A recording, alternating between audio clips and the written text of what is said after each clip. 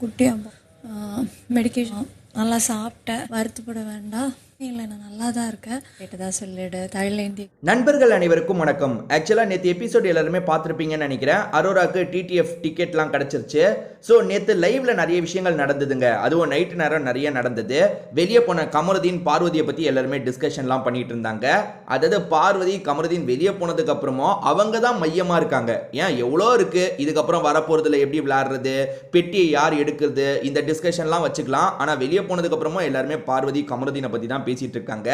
இப்பயும் சரி, கமருதீன் கேம் கெட்டு போனதே பார்வதியால் தான், பார்வதி தான் ரொம்ப மோசம்ன்ற மாதிரிலாம் பேசிட்டு இருக்காங்க. அதை பத்தி நம்ம பார்க்கலாம். இதை தாண்டி சாண்ட்ரா இருக்காங்களே, கேமரா முன்னாடி சில விஷயங்களை பேசினாங்க. அதெல்லாம் என்னன்றதை நம்ம தெளிவா பார்க்கலாம். அதுக்கு முன்னாடி இந்த வீடியோக்கு ஒரு லைக் போடுங்க. ரெக்வஸ்டா தான் இந்த விஷயத்தை கேட்கிறேன். நீங்க லைக் போட்டீங்கன்னா இந்த வீடியோ பூஸ்ட் ஆகிறதுக்கு ஹெல்ப்ஃபுல்லா இருக்கும். ஸோ தயவு செஞ்சு பார்க்குறவங்க லைக் போடாம இருக்கீங்கன்னா ஒரு லைக்கை மட்டும் போட்டு கண்டினியூ பண்ணுங்க.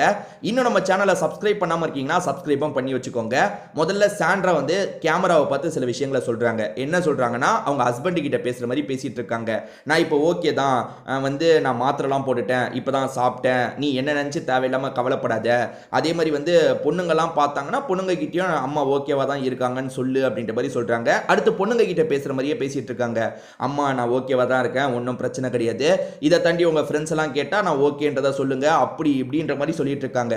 உண்மையிலே சொல்றேங்க, பக்கா ஸ்கேம்ட்ரா தாங்க இவங்க. சாண்ட்ரா கிடையாது இவங்க, பக்கா ஸ்கேம்ட்ரா தான் இவங்க.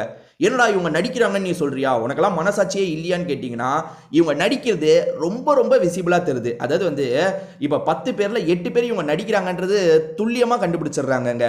அதாவது ஃபர்ஸ்ட் தள்ளி விட்டாங்க பார்த்தீங்களா, பார்வதியும் கமருதீனும் காரை விட்டு தள்ளி விட்டாங்கல்ல, அப்போ கீழே விழுந்ததுக்கு அப்புறம் வீசிங் மாதிரி பண்ணாங்கல்ல, அது கூட உண்மையாக இருக்கலாங்க. அது உண்மையாக இருக்கலாம்.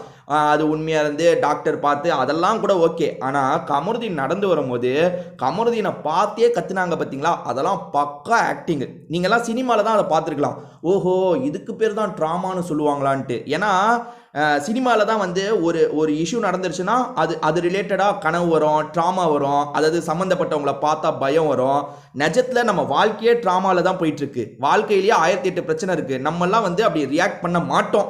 ரியாலிட்டியில் அது நடக்காது, சினிமாவில் தான் நடக்கும். வேணா ரியாலிட்டியில் ரொம்ப மோசமான ஒரு, அதாவது வந்து பெண்களுக்கு எதிரான வன்கொடுமை நடந்துருச்சுன்னா அதை யோசிச்சு பெண்கள் அப்படி நடந்துக்க கூட வாய்ப்பு இருக்குது. மற்றபடி இன்னமோ வந்து அந்த கமருதீன் வந்து கொலை பண்ணதை இவங்க பார்த்த மாதிரியும் இவங்க கிட்ட பயங்கரமாக அட்டாக் பண்ண மாதிரியும் தள்ளி விட்டாங்க. அவ்வளோதாங்க, தள்ளி விட்டான். ஓகேவா, தள்ளி விட்டது கூட பார்வதி தான். சரி, கமருதீன் அவ்வளோ பேசினதுக்கு அவ்வளோ ரியாக்ட் பண்ணுமான்னு ஒரு கேள்வி இருக்கு.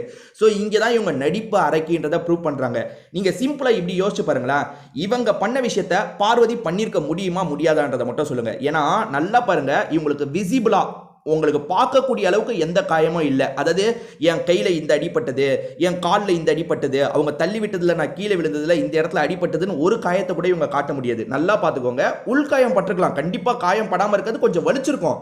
ஆனால் விசிபிளாக எந்த ஒரு காயமும் கிடையாது. ஆனால் அப்படியே பார்வதி விஷயத்துக்கு வாங்க.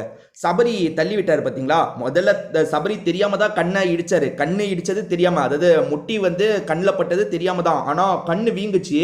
குறைஞ்சது 14 நாள் 15 நாள் அவங்க கண்ணு வீக்கத்திலே தான் இருந்தது, பார்த்துருப்பீங்க. ரைட்டு. அதுக்கப்புறம் சபரி பிடிச்சி தள்ளி விட்டாரா.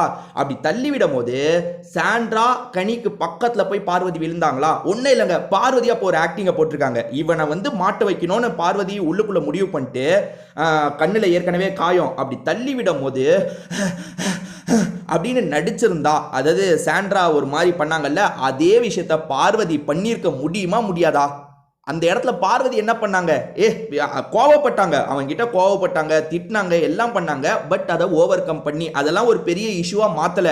இருந்தாலுமே விஜய் சேதுபதி பார்வதி பக்கம் நின்று செய்ய வேண்டியதை கரெக்டா செஞ்சாரு. இன்னும் ரெட் கார்டு தரல. மற்றபடி சபரியை எவ்வளோ திட்ட முடியுமோ, சபரிக்கு எவ்வளோ வார்னிங் கொடுக்க முடியுமோ அந்த விஷயத்தெல்லாம் பண்ணாரு. ஆனால் பார்வதி அன்னைக்கு அந்த சம்பவம் நடக்கும் போது இன்னும் எக்ஸ்ட்ராவா இதை வச்சு இவனை காலி பண்ணணும்னு முடிவு பண்ணிட்டா. ஏன்னா பார்வதி வந்து எல்லாரையும் காலி பண்ணிடுவாங்க, வேணும்ட்டே ஒரு விக்டிம் கார்டோ ஏதோ ஒரு கார்டு எடுத்துட்டு.